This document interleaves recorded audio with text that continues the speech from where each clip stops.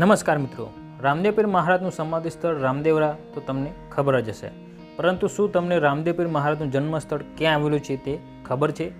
ત્યાં આગળ કેવી રીતે પહોંચી શકાય, ત્યાં રહેવાની જમવાની કેવી સુવિધા છે, તે બધું જ આજના વિડીયોમાં હું તમને જણાવવાનું છું. તો વિડીયો પૂરો જોજો.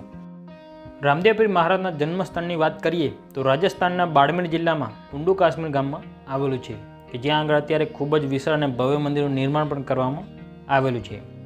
અને અહીંયાના લોકેશનની વાત કરીએ તો મિત્રો, ઉંડુ કાશ્મીર જેસલમેરથી 121 કિલોમીટર, રામદેવરાથી 112 કિલોમીટર અને બાડમેરથી 71 કિલોમીટરના અંતરે આવેલું છે.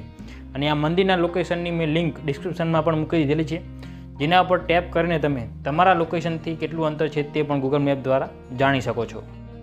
તો ચાલો હવે જઈએ આપણે રામદેવ પીર મહારાજના દર્શન કરવા માટે. સામેની તરફ આપણને જે મંદિર દેખાઈ રહ્યું છે તે મંદિર છે મિત્રો રામદેવ પીર મહારાજની જન્મભૂમિ. ખૂબ જ સુંદર અને વિશાળ મંદિર તમે વિડીયોમાં જોઈ શકો છો.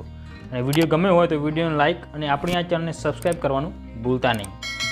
મંદિરની અંદર આવતાની સાથે જ રામદેવ પીર મહારાજનો ઘોડીલો આપણને આ રીતે જોવા મળે છે. અને ઠીક આની આગળની બાજુ રામદેવ પીર મહારાજનું જૂનું મંદિર પણ આવેલું છે.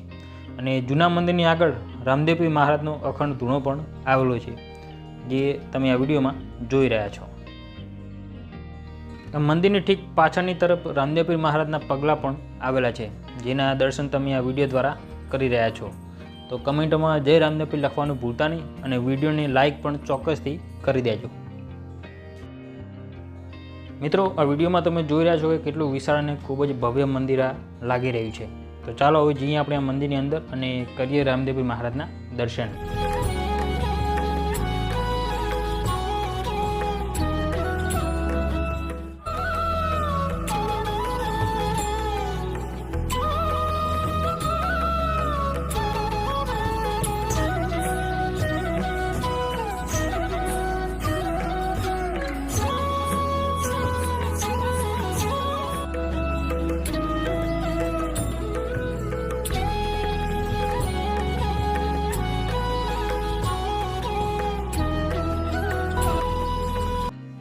અહીંયા આગળ મિત્રો જમવાની અને નાસ્તાની પણ ખૂબ જ સરસ મંદિરના ટ્રસ્ટ દ્વારા સુવિધા કરવામાં આવેલી છે, પરંતુ અહીંયા રહેવાની કોઈ પણ જાતની સુવિધા ઉપલબ્ધ નથી.